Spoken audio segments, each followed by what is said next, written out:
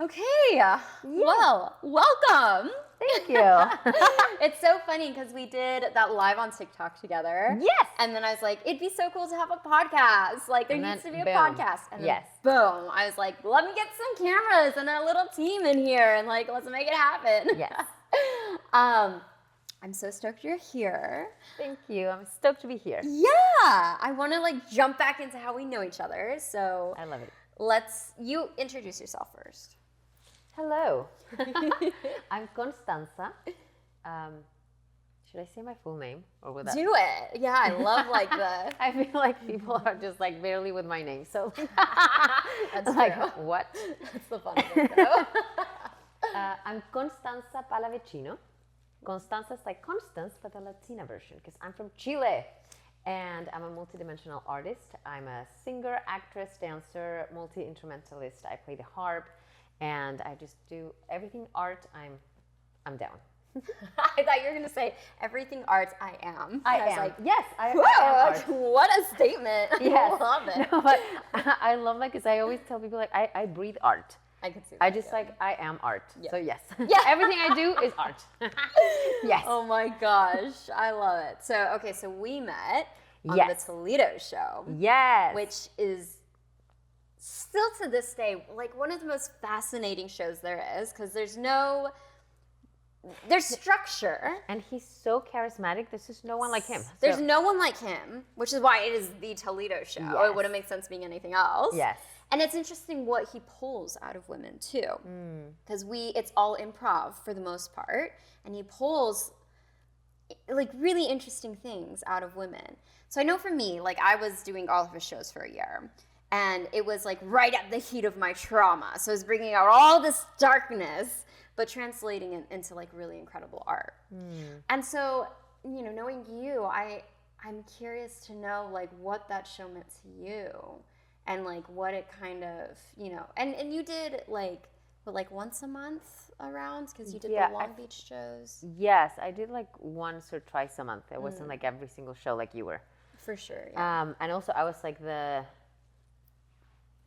how do you call it? Like the one that I would do like different things. Like I would pole dance and sing and also like dance with him and I don't know, just like do a bunch of different things. So because when he reached out to me, I think it's because he found me through social media that someone else tagged me on something and then I was like, okay, what do you want me to do in your show? Because at the beginning I think his assistant reached out and I was like, okay, but what is this for? Do you want me to sing? Do you want me to dance? Like what is it that you want me to do?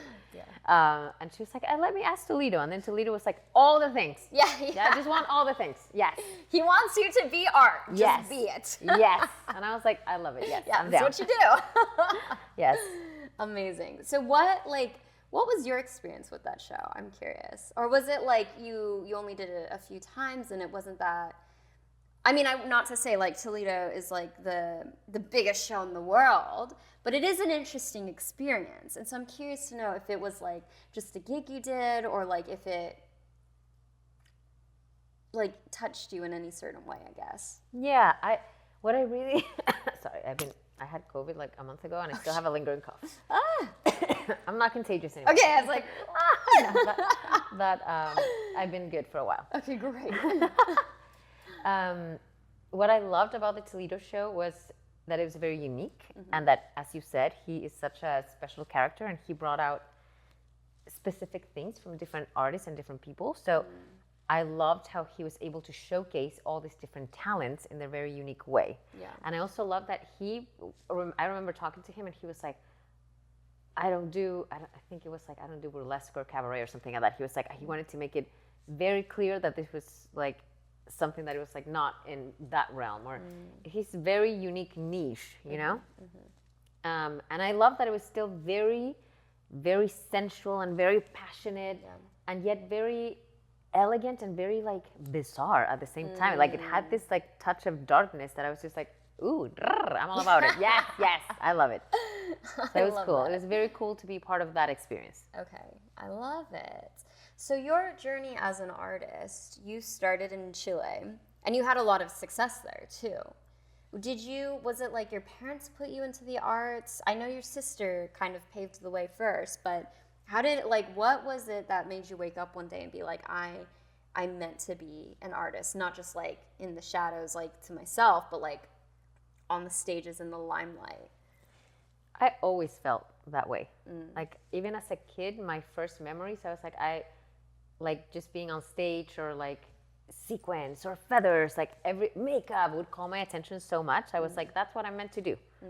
And I feel like growing up, I was a really good student actually. So like everyone in my family was expecting me to maybe go in a more traditional route because they were like, oh, you have the grades. Like, Funny. but no. And like my sister and I used to do a lot of like skits when we were young, and we would shoot all these like different films, and we do like a version of Cinderella, but like our own unique twist, you know, like so we did a lot of artistic stuff growing up. Yeah, and it was just like something that I've always been connected to, and I always felt like this is definitely my path. I've been like, ever since I was in high school, I've been in dance competitions, and I was in the theater company of my school, and then I started singing and all these stuff. So like it was just like, my thing was like, I don't know what to study out of all the arts that I'm interested in, you know? Okay, I love that. So you just studied them all. I studied them all. Oh my gosh. Yeah, at the beginning I was like, in Chile there's no musical theater. Oh, okay. So, I mean, maybe there's like one show a year, but it's not really what we have here in the US, like very far from that. And I remember struggling when I graduated high school. I didn't know if to go to music school or to theater school. I was like, oh, I like them both. What should I do? And then I ended up going to music school because I felt more like I needed to learn those type of skills at the time. But I always felt like I'm an actress too, and I'm like a performer in many different areas. So I studied music in Chile, and then I ended up moving to New York to study musical theater. So that's when I was able to finally combine all of the abilities that I like. You know? I see. Yeah. When you were in Chile, so it was like, you guys are like pretty well known in Chile, right? Well, we've had some success and exposure there. So yes, there's definitely like, we're the artistic sisters that do things. Okay. You know? Yeah. Yes. What was that like to suddenly, like, was it gradual or was it sudden, and to kind of come out like, you know, as sisters too?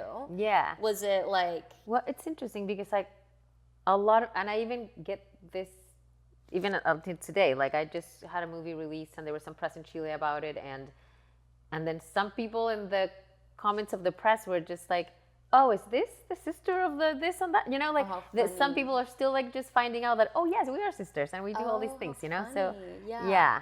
So I mean, I feel like I started more in music in Chile. Okay. And I was part of a band. That was a pop rock band. No way. Yes, Oh my I was all emo. I know. No way. My emo days. I was showing a friend the other day, like my old music videos from the band from like 15 years ago. It's like a long time ago. And it was just like so funny because like it's full on emo. Like I can't even imagine that. That's so funny. That's amazing. Yes. And it was a really great, very well produced. It was with this producer that had done a lot of other bands and had major success in all Latin America, like number ones all over. And he wanted to create his own band.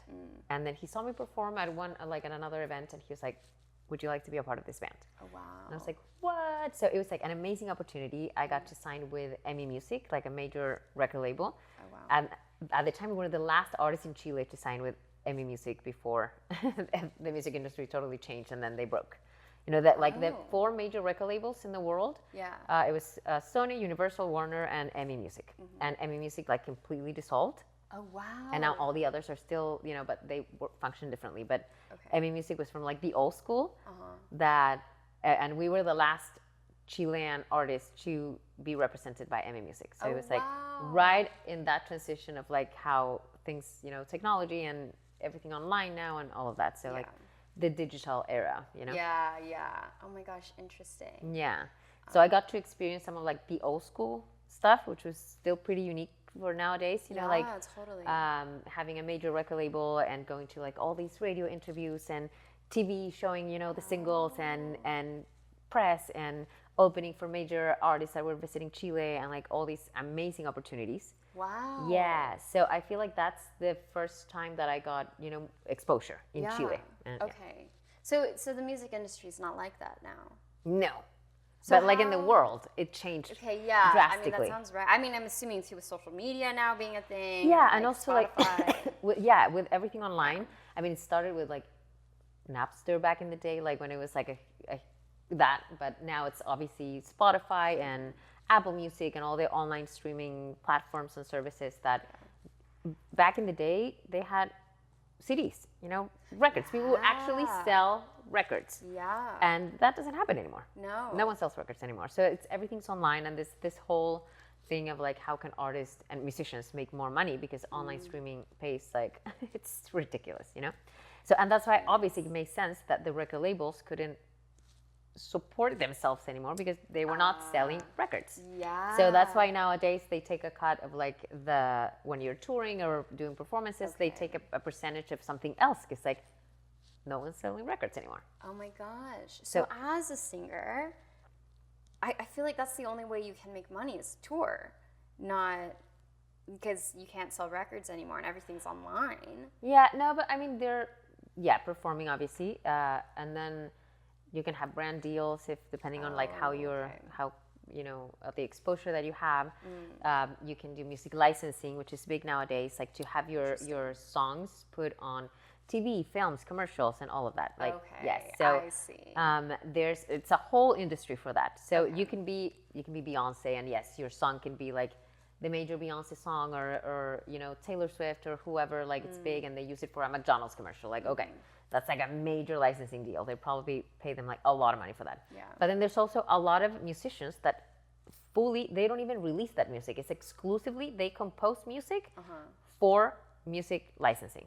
Wow. So they have a whole library of over 1,000 songs, and they're just like, what style do you need? Do you need rock? Do you need pop? Do you need jazz? Like they have everything. It's impressive. Oh my gosh. Yeah, that's crazy. It's a lot less glamorous though than like I feel like how like the idea of what being a singer used to mean or being a musician, where like you struggle for your dream, you're in the record studio or whatever. But it's just like I think it's so. So if there's people that are very talented that are actually not really cut out to be in the spotlight, and they don't want to be. They're better behind the scenes. They're better producing, or they're better like as a sound engineer. Like there's so many areas in the music industry that you can be a part of, and it doesn't necessarily have. If you're not like, I'm the rock star, I'm the face of this. Like not everyone's actually cut out for that. So that if you're very talented but you don't want that part, there's so many other ways that you can actually still be in the industry. I see. Yeah. So for you, like when I met you, I knew you initially as a singer. Now you're also a harpist. Yes. And you're also an actress too. Yes. So what which I guess is why you title yourself a multi-dimensional artist, right? Yes. Yeah. Okay. I love that. Would you say you have a main focus, or would you say your main focus has shifted? Like, what is it that you are like going after now? It varies depending on where I am in life. Okay. But I feel like as a multidimensional artist, I have a need to express myself through different outlets. So, like, I've always felt like in Chile, people would put you in boxes. It's like, oh, you're the singer. Yeah. Okay. You're the actress. You're like, but you can't. Like, how can you? No, but what do you prefer? Because you cannot do both. It's like, yes, I can, and I am doing it. So it's like just that very limiting belief that we can only do one thing, and especially once you start doing art, it's like you can't stop. You're just like, oh yeah, and I do this and that and that, Yeah, for sure. And it's obviously you have some things that you have trained more, maybe, or sort of master with time more than others. But still, there are times in my life where I'm very, focused as an actress because I'm shooting a film or I'm having lots of shoots of commercials or here and there or whatever, and I don't have a lot of time to focus on music. And then there are other times that it's actually, like last year, there was a huge strike in the Hollywood industry. For sure. There's barely anything happening. And I was like, well, I'll take this time to focus on my music. And then I released a new single, I shot a new music video, I went to Chile, I did some a press tour, and I performed at this festival, and it was just like, I did a lot of things that otherwise I wouldn't have been able to do if, Yeah, So it's just like I have a constant need to express myself artistically and whatever. It's like the circumstances of the time, I just take advantage of that and lean into that. Totally. Do you find that you struggle finding time for yourself? Sometimes, yes. I'm like, sleep is such a privilege sometimes. Makes sense. Yes. But I definitely carve out time for myself. Okay. Yes. Like, there are weeks that I have events, or whether I'm performing or I have social events where I'm networking and, almost every single day. And then I'm like, at least one day, I want to stay home and just rest, sleep for myself. Just, for sure. Yes. Yeah, you have to. At some you have point, to. Like, yes. Burnout is so serious, Yes. especially in this culture in LA specifically. Yes. I feel like I have so many friends who are constantly working, constantly grinding because we don't know when the next paycheck is coming. Even if you make a big paycheck, it's like amazing. But I have to keep going because when will the next one come? Yeah. And I'm noticing more and more, like everyone I know is a workaholic. We don't know how to do anything other than work. And it's great because we love our work. It's what we need to live. Yeah. But it's interesting, like last night I had my first like Saturday night off in forever. And I didn't know what to do other than go to the gym because there was nothing else that I really wanted to do. And because I'm so used to my work. Yeah. Do you ever like struggle with? I mean, maybe it helps because your sister's in the industry too, so you already have family in that realm. But do you ever struggle with like feeling like I don't have enough of a normal life, or I don't have enough like filling my own personal cup because you put so much into just your career? I feel like definitely there are moments where I'm like, why? Why do I do this to myself? Like not having time to properly sleep or to even eat. Sometimes I'm like, just like grab something and eating as I am doing my hair at the same time. It's like, oh my God. Sometimes I'm like, I do not want to live like this. It's so much. But then there are other times that I have a lot of time for myself and I take really advantage of that. It's just like, it's like a roller coaster. Like there are moments that it's just like, wee, and then there are moments that it's just like more chill. And I always tell people, like, there are weeks that I'm lucky if I sleep 3 to 4 hours a day. And there's weeks that I'm like, I slept 10 hours and I'm totally cool with that and I love it. So I just take advantage whenever I can. And I love going to nature. I love going to watch the sunset at the beach, or I love taking Pilates or yoga class, or like I take a lot of classes and I feel like that's my me time as well. That's how I like self-discipline. It's one of my like self-love languages. So I love that I take a bunch of pole dance classes and those are like, this is my temple. This is where I get to like connect with my body and also like work out and feel good about myself and also express myself artistically as I do this. Like, for sure. So I take several classes and I feel like they keep me grounded and it's my me time, I see. Which is funny because if you think about it, it still is very productive things that you're doing. But it makes sense though. I'm the same way. Like, which isn't a bad thing. We just do things that feed our soul and it just happens. We also tend to make money off of those things sometimes, And so, now, have you faced any challenges being a woman in this industry? And especially in comparison to doing it in Chile also, were there more or less challenges, would you say, of being a woman, or have you not had any challenges? Yeah, no, for sure. Have you not had any challenges? It's just been easy. It's just been a piece of cake, yes. No, for sure, for sure. I feel like one of the biggest challenges is, I feel like two things. One is being gaslighted for being a woman. Like my opinion has not been as important because, and I'm like, I don't, like, I think I've reached a point in my life where I finally feel like I no longer have to prove myself that I am talented. I'm like, I am so talented. It's like why did I always have to like prove that to people in order to be taken seriously, And a lot in Chile, I felt like it was more like, oh, you're a woman and you're a cute woman? Like, no, like you cannot possibly be either smart and talented and like a good musician. Like, no. And it's like, yes, I am. And I feel like times have changed a lot since too. Like women nowadays are way more empowered and in situations of power as well, which has, changed the vision. Yeah.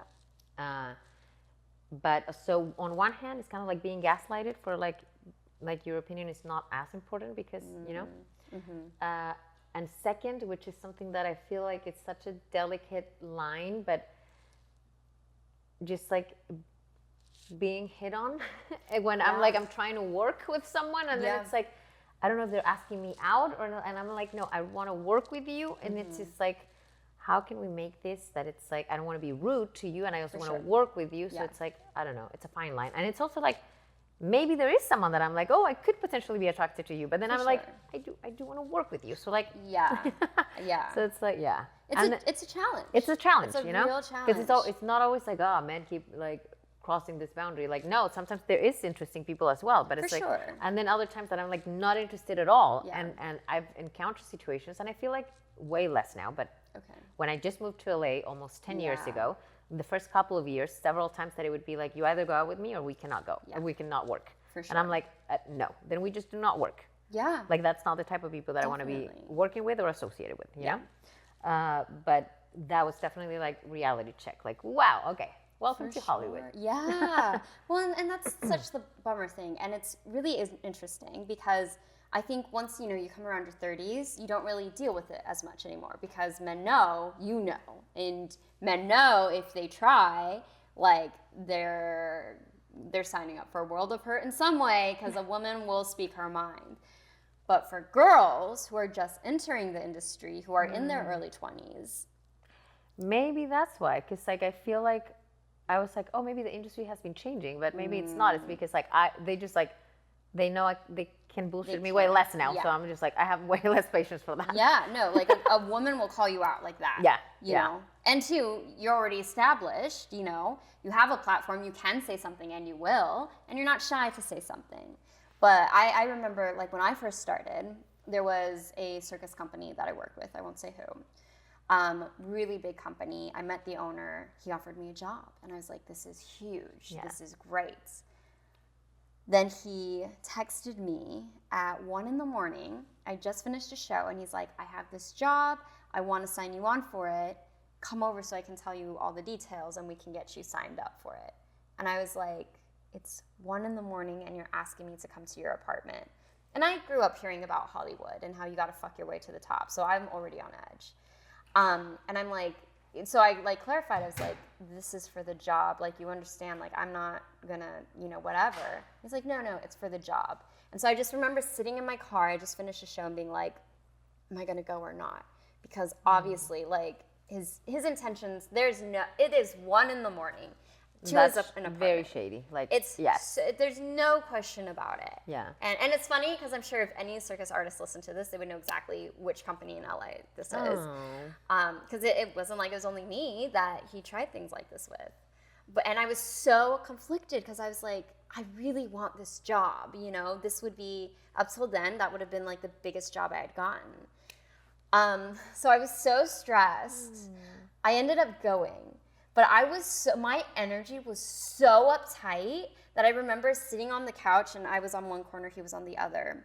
And he was like, you can relax, it's okay. And you're like, no, thank you. And I was like, so, like, you could see it in my eyes. And like, he even reached out and touched my leg and I got even more tense because I was like, fuck, I don't know what's gonna happen right now.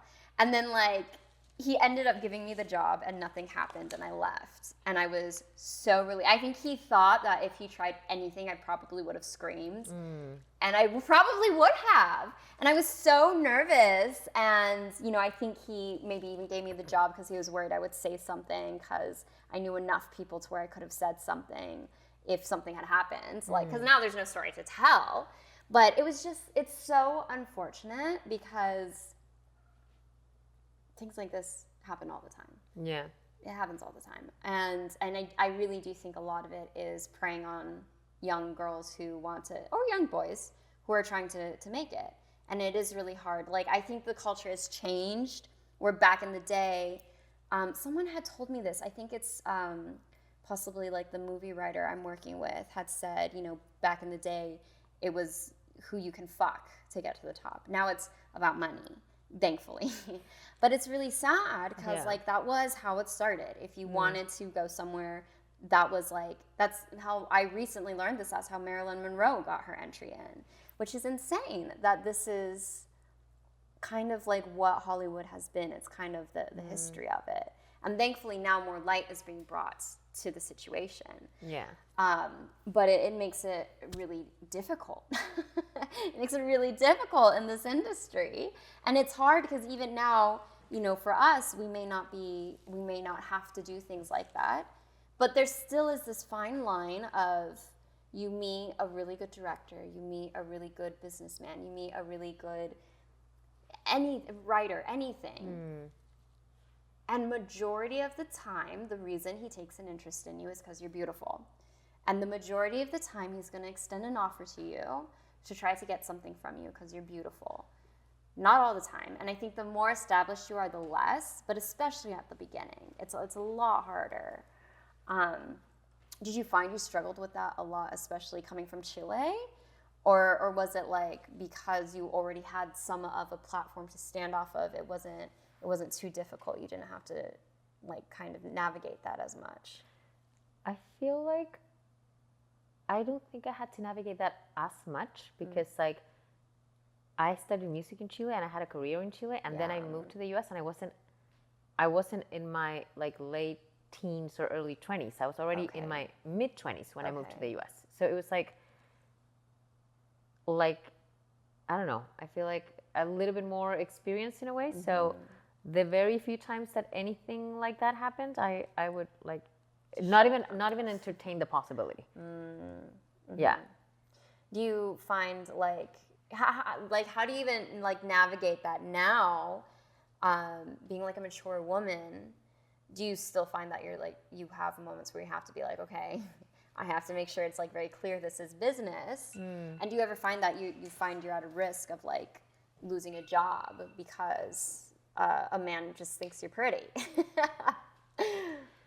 I don't think in the, like if I'm working with a company and having to sign like a contract or something like that, that it's like more, I don't think I've dealt with that. I've dealt more with that in the like, let's collaborate with an artist or like with another musician or with another songwriter or like with this DJ or something, that it's just like,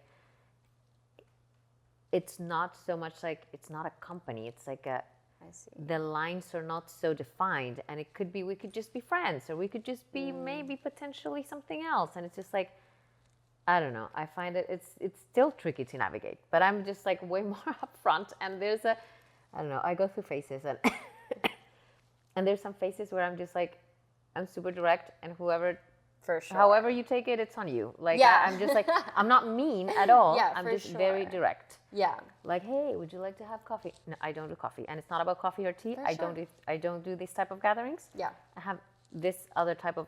If you want to see me, is in this context. Yeah. I'm just like so direct. Yeah. Yeah. Definitely. Well, and that's one thing that helps about being such a busy person, is that you really don't have time. Yeah. And that's just the fact. Like, I have found that the older I get, like, I have time for my 5 friends, you know?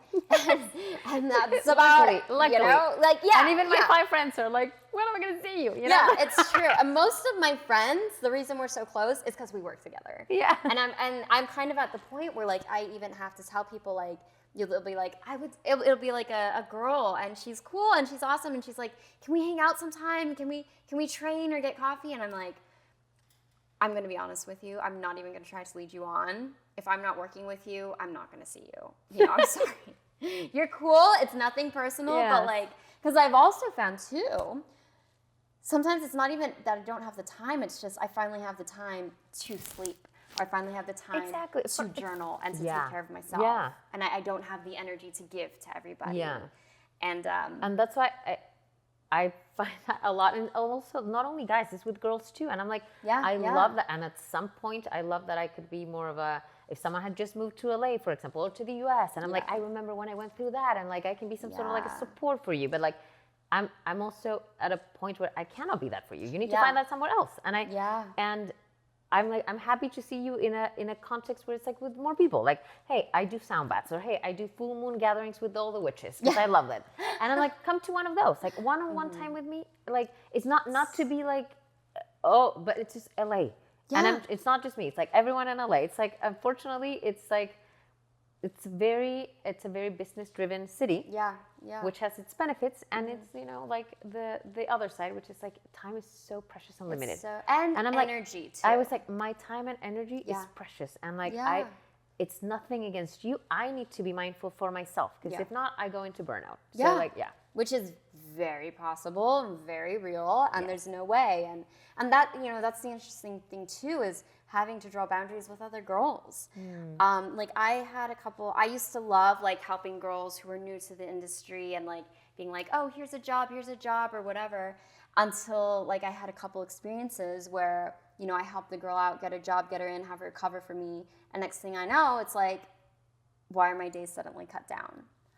Oh, you're talking to the owner now? Oh, so now you're taking some of my shifts. Like, I gave you an opportunity and now you're taking my job. Like, and that's such a frustrating thing. And, you know, I understand you're new, you're trying to make it. Don't take my money. And if you're going to take my money, you better watch out. Because I guarantee you, you're about to be blacklisted, and you're not gonna, all the jobs you're gonna want that you see me doing later, you're not ever gonna have a shot. Yeah. And unfortunately, I have done that to a couple of girls. And I guarantee you, they'll watch this podcast and they'll know exactly who they are, because they still watch. And like, you know, no, you're not gonna get a job there because you were given an opportunity. And, you know, and there's ways to go about things too. Yeah. There's ways to either, you know, reaching out, like after the gig and saying, thank you so much, I'd love to work there more. And then maybe we work together. Maybe I even want to give you more of my shifts, you know? But if you go behind my back, if you steal from me, if you navigate your way around, no, I'm not going to help you again. And not only that, I'm going to tell my other girls about it, because we look out for each other, and you're done. And that's the thing. I feel like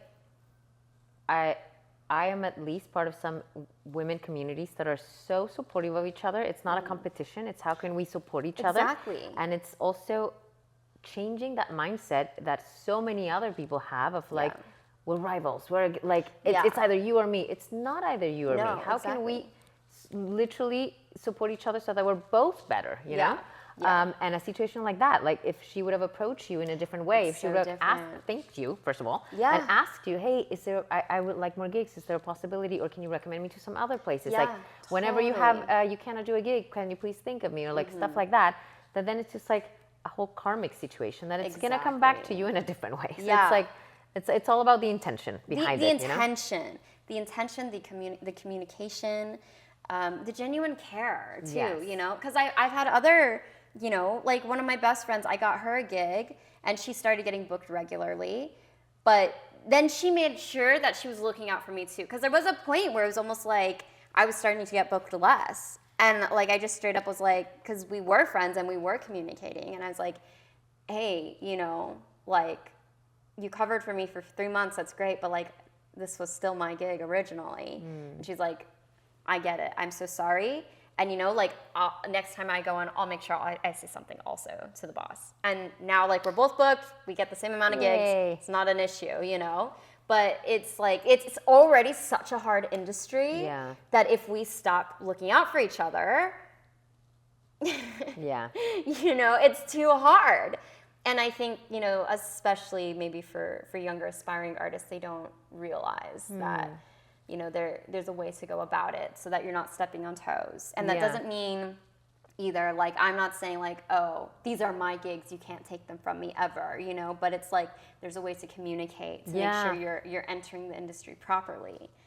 Have you had like a lot of girls like approach you trying to be friends or trying to like get advice, or, you know, even wanting you to mentor them or anything? I used to do that. Sorry, I used to do that a lot more when I first moved to the US, and so many people would reach out saying like, how did you do it to move there, to legally work there because it's like it's a whole process. Like I'm sure. I came here as a student, then I got an artist visa, then I got a green card, then I got my citizenship. But that took me 11 years. Wow. It took me 11 years to get my. I'm Holy a shit. proud American now. Yay. Yeah. Wow. But it's just like it was a whole process. So at the beginning, a lot of people will reach out like, "What kind of visas? Like, how can I do it?" Like. And I would literally take time, and sometimes I would be like an hour or two talking to someone, just like, this is the application process, this is the type of lawyers that you need, this is like the amount of money or the cost, like everything, this is what you need to gather. And then I realized like, okay, my dues have been paid, the universe, I'm like, I've already served many, I cannot do this anymore. And besides like, I'm not a lawyer, it's not my job. Like the laws keep changing and then it's just like, I'm not up to date anymore. And it's just like, I could maybe guide you towards a lawyer or something like that, but I no longer have 2 hours of my time to explain the whole process to you. Like, no. Yeah, and that's something that I've learned, like the older I've gotten and the more success I've had in the industry too, you kind of get to a point where you're like, you have to start cutting people off. You have to start, it's an important lesson to learn how to say no. Yes, and set the boundaries of like, yes. Yeah, and it's not about, being rude or someone's not as valuable or anything. It's just like, at some point you have to be like, I've worked hard to get here. You have to figure it out on your own.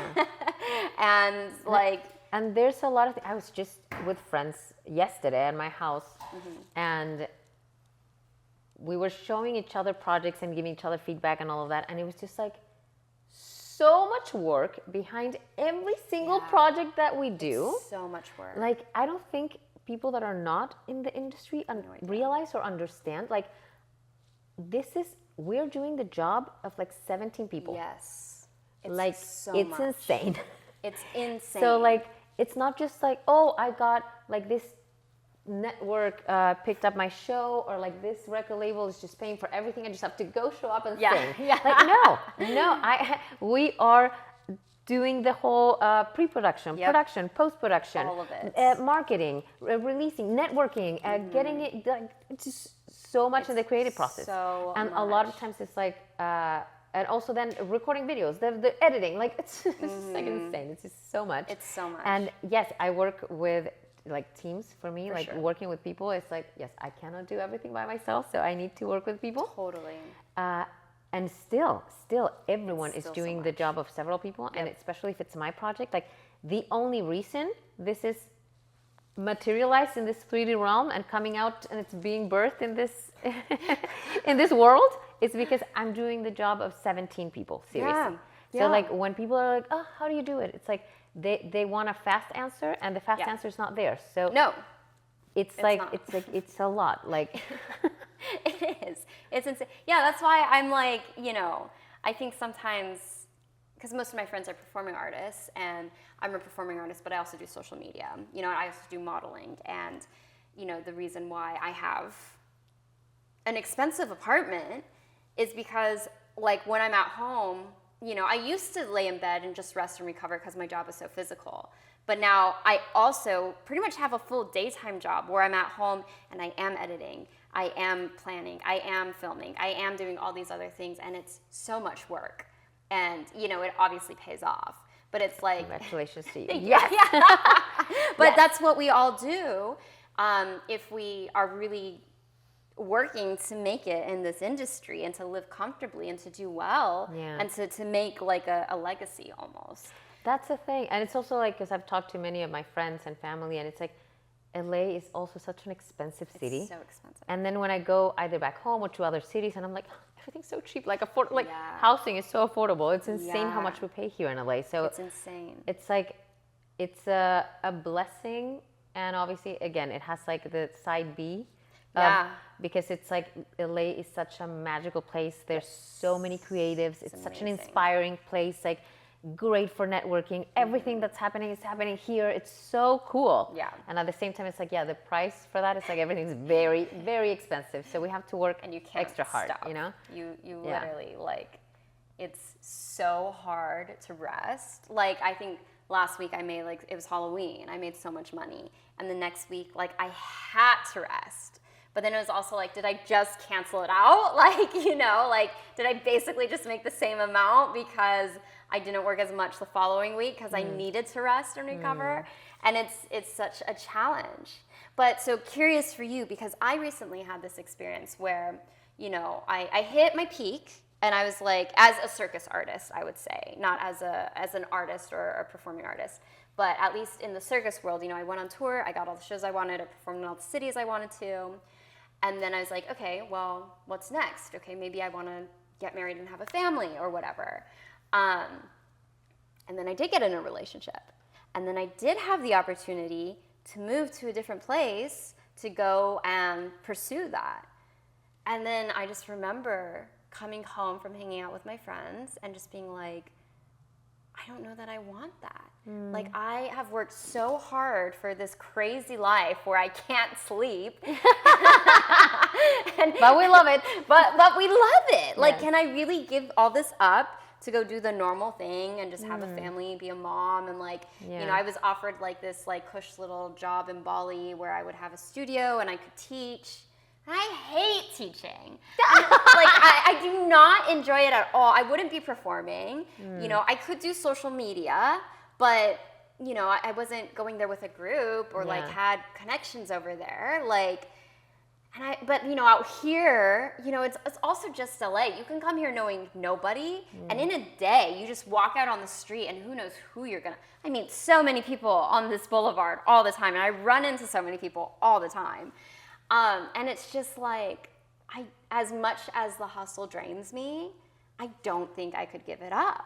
I think I would be bored out of my mind, and I think I would almost like lose my purpose, you know, and feel kind of empty. So do you feel that? Because you could also, like, you could always move back to Chile, and it'd be cheaper and probably easier, you know? But do you find like do you see yourself leaving LA ever? I mean, leaving LA, maybe yes. Okay. I've always had this dream of maybe like part-time of the year living in Hawaii or something like very magical and paradise-like. Okay. And then the rest of the year in LA or another city, kind of like that. But I feel like it's such a personal decision and such a personal journey that it just depends so much on the person. I thrive on creativity, on like this like artist just creating and this like intensity, and I'm like, yes, I love it. And then there are times that I'm like, okay, this is why then I need to go and take 2 weeks off or a month off, and then I'm traveling, and then I come back and I'm like, I'm reset. Okay, you know? Yeah. But it's like, there's no right or wrong. There's some people that have always craved a family and a more normal life. I do not crave that. Like, that is not my, I call it the muggle life, you know? The muggles are not my vibe. No, I'm like, all my friends are magical as fuck. We call it like we're unicorns. In the sense of like we're magical creatures that a lot of people don't even think we exist. Like in the normal cities, I mean, you know? Yeah, totally. Like, I mean, when I go to other cities, when I go back home sometime, and it's just like, I start talking to people, and sometimes they look at me like, where do you come from? Or even the way we dress. Yes. Like, in LA, it's normal to dress not normal, you know? Yes, it's so... But then you walk down the street, Yeah, like when I walked through Australia, I was like, I definitely look different, but I also would not dress the way you're dressing now. Yes. Yes. But it's just embracing the magical uniqueness that is us, you know? And like, I have thought about it so many times, like, in this like settling and having like a home with a family and all that stuff. And I don't completely discard that. It's like very small percentage to that possibility that could happen. Like, I'm open to that, but I'm also like, I love my life.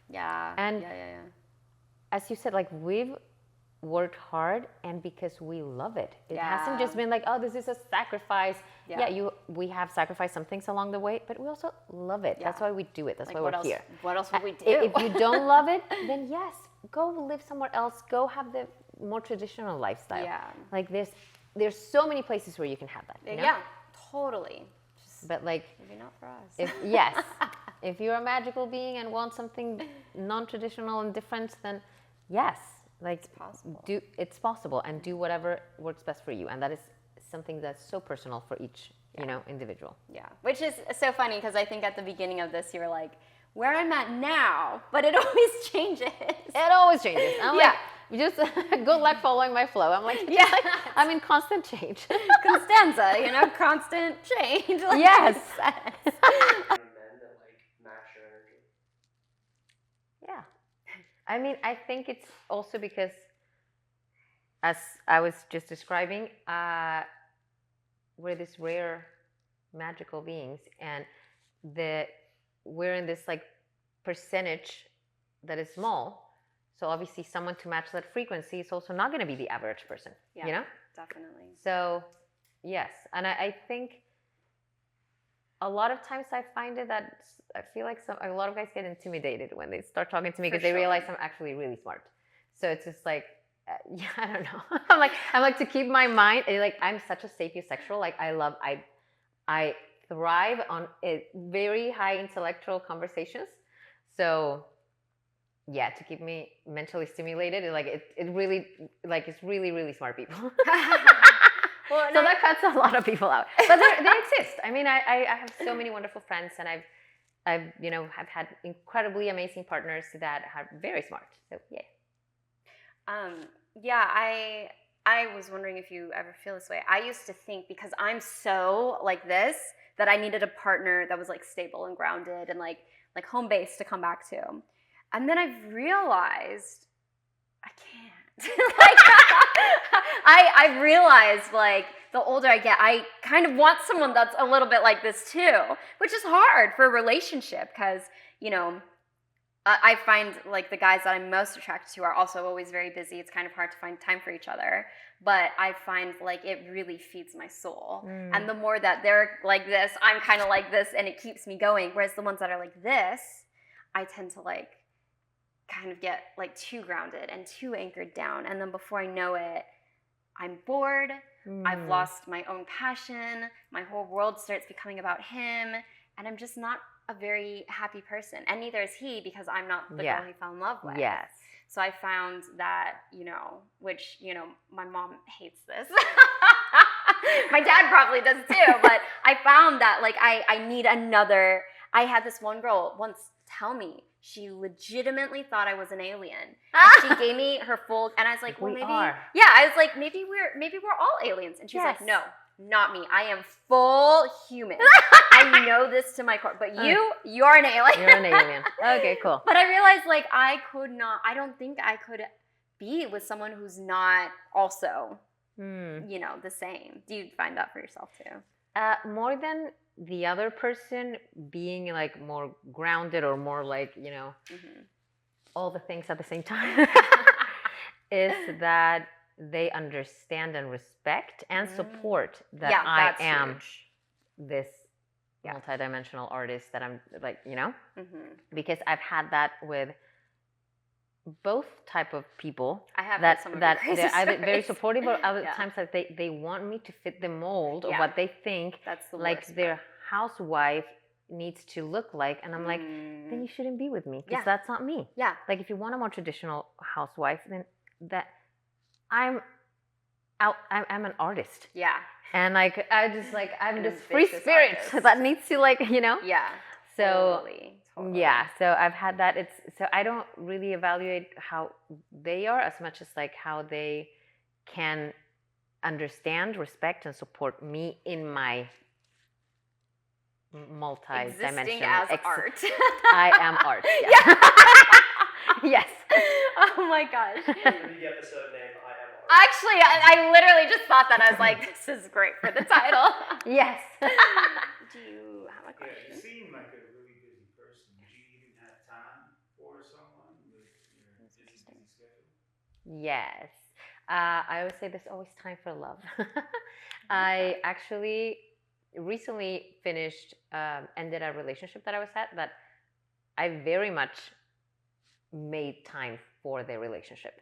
And I think because of that, and because I'm in a process where right now I'm not really out there wanting to find another partner right now, because I've been in the process of healing, that I've been able to focus a lot more on my art and my craft. And that's also a beautiful gift. So, but whenever the right person comes along, for sure. Like for me, that's also where I get inspiration to do my art. Like I love being in love. I love being in love with the right person, obviously. And it's just like, whenever that magic happens, I make time. That makes sense. I think that's a huge like misconception, because I've had people ask me like, oh, why aren't you in a relationship? You're too busy. And I'm like, no, like I would never be too busy for a relationship. It's just I haven't found the right person. And like for me, especially having been married before, it's more important to me that I am by myself until I'm with someone that is absolutely 100% it, than to be with someone just to have somebody. Exactly. I mean, I also think that the more aware you become, the more selective you become as well. Because like totally. you understand that your time and your energy is precious. It's so valuable. Yeah. And yeah. I mean, I love being with me. I love my me time. Like I love it. Totally. And I love being with my friends. And I have so many friends and so many events and so many things that inspire me and art and all these stuff. So like, I'm not really looking to fill a void in my life. Yeah. I'm like, how can I make this even better? Yeah, you know? yeah. So when I look at those things when I meet someone, and it's not just like, oh, I just don't want to be alone. That's never the case. Yeah. It's always like, how can we both enhance our lives together? Yeah. Someone who inspires you, that like makes it better. Yes. It's how it should be. Yes. I think. Yeah. Do you guys have any more questions? What's your advice to other high-value women to find men that kind of match their ambition? I love it. Keep working on themselves. Like the more we work on ourselves, the more then we can recognize and match, like become what is it that we want to attract, you know? So I'm in that process right now. Like I felt I'm no longer in the relationship that I was, and I'm going through this, like I'm up leveling. And I want to make sure that I know exactly who I am. I mean, I know who I am, but like what I really want in order to attract that before I just like start putting myself out there without having that full vision and clarity, you know? How do you feel about traditional gender roles, like the man leads, the woman plays a supporting role? In some areas, I love it. I think it's very needed. And it's something that, because we live in a culture that now like women finally have more rights and we finally have more, we're able to work, to study, to vote, to do all these things that back in the day they couldn't, you know, that we have gone through this phase where women have had to take in more masculine traits. And I see it in myself a lot, like the workaholic, hyper productivity that we have. It's like, it's a very masculine trait. Yeah. And I crave to relax more into my feminine, you know? And it's hard to do that with a man that is not really a safe masculine for me to be able to do that. Yeah. So I do believe, more than just like the traditional old patriarchy sort of roles, it's the sacredness of the feminine and masculine energy and how they balance each other out, you know? So. I'm curious, because I've actually never met any of your partners before. For as long as I keep them very hidden. No, I feel like a lot of my life is so public and out there that at that part of my life, I like it to be more private and more intimate. You know, I completely. I mean, I vary depending on the person, but I am curious to know, because I've never met them. We were talking about this in the first podcast we were filming today. Like, she likes kind of a softer man, that she likes to feel strong in the relationship. Whereas me, I'm already so strong that if I feel like I can bulldoze you, which I can with most men, and if I feel like I can say whatever I want and have you do whatever I want, I'm so not attracted to you. I'm so not interested. Not that I want a man who like controls me, or it's like I want someone who listens to me and respects me, and like we're equals. But I do need a man that like is not afraid to have a differing opinion than me, who will challenge me, who will like, you know, like if I wear the pants in the relationship, I am so disgusted. Be the man. Don't make me be the man, you know? How about you? Do you like someone who's kind of like, you know, always there to hold your purse and like, you know, what are we doing today, babe? Or do you like someone who's like, this is what you're doing today? Like, what's your type, I guess, in that, it just particularly in that aspect. Like, in a way, I am going through a process where I am redefining a lot of those things. So to be able to attract the next partner that is coming into my life that aligns, you know, with what you were asking. So it's been a journey, because like I remember initially when I was like in my teens or early 20s, I actually really liked really feminine guys. I think I did too at one point. Actually. I was like, I really like them super feminine and like even like physically kind of feminine, like very pretty, very like a lot of times. I'm shocked. No, but that was like when I was younger. I was younger, and like that's how I felt more safe in a way, because of my like analyzing my family dynamics and all these stuff. Like I was just like, I felt more safe with guys that were more feminine, that were more in touch with their feelings, with their intuition, and a lot of times they look gay. Like a lot of, I had like 2 boyfriends when I was way younger that everyone thought they were gay. I even thought they were gay when I met them, and then they were like, "Oh, we're not gay," and I was like, "Oh, cool, then we can date." I swear. Oh my gosh! And I was really into that, and then it became like, I think it was like when I turned 30 that something shifted, and I started to get more in touch with my feminine energy, and I started to like more masculine guys, and it was just a natural transition. Yeah. I like more masculine guys right now, like physically, and also in a lot of the traits that we were discussing recently, but I still love when they're like sensitive. I love sensitive for sure. guys. I love sensitive, and great. When they're like not afraid to be vulnerable. Well, and I don't think that sensitive or emotions or vulnerability. They're like not masculine. Exactly. They could be, yes. I think it takes a lot of strength to be emotional. Yes. And to express your emotions. I think there's nothing wrong, and it doesn't make you any more feminine to be emotional. I think a man who's very like soft and kind of like dainty, that's very feminine. Like yes. I don't know. I just hate, like, I don't know. I was talking to Lindsay on the first podcast, and her husband has long hair, and I'm like, I cannot. Like, if your hair is longer than mine, I'm not trying to pull your hair and choke you. Like, come on.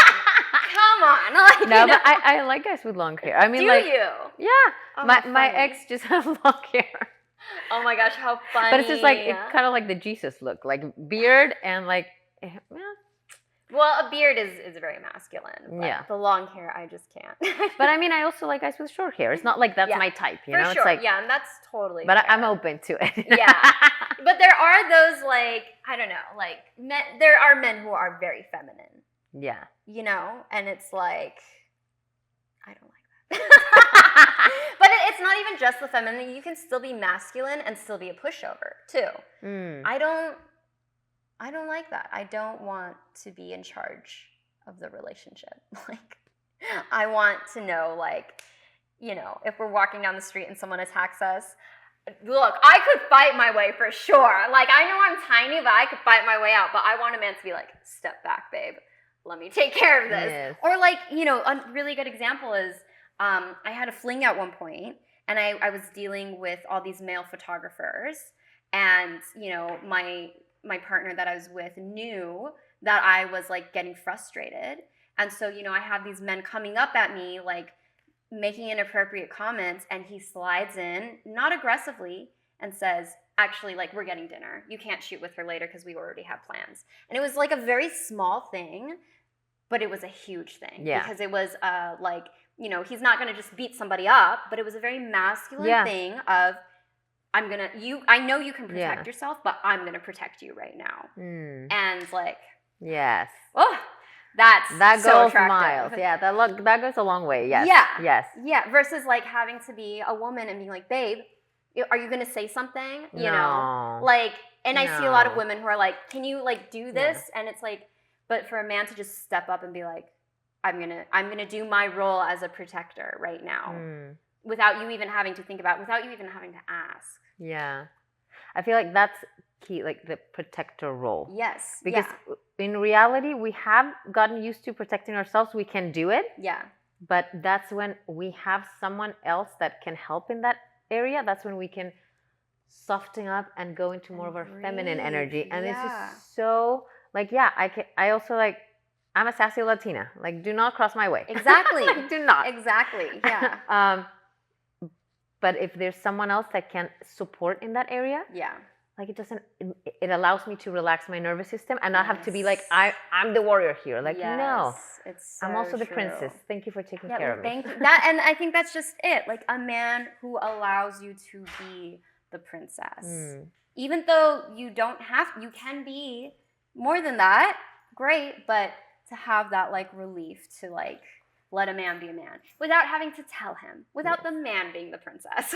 Because that's a big thing happening now. All these men are princesses, you know, and it's like I want to feel safe. And that's your job, especially with us being able to make our own money. I think that's like, you know, I think we were talking in another podcast how men kind of don't know what their place is anymore. And I think the number one thing is women want to feel safe. Yeah. And no matter how strong we are, no matter how sassy or fiery we are, we want to feel safe. And I think that's what we really do need men for. Yeah. So, all right. Well, I think that's a great note to end on. Yes. Thank you so much for coming on. Thank you for having me. Yes. And we will see you guys for another episode next week.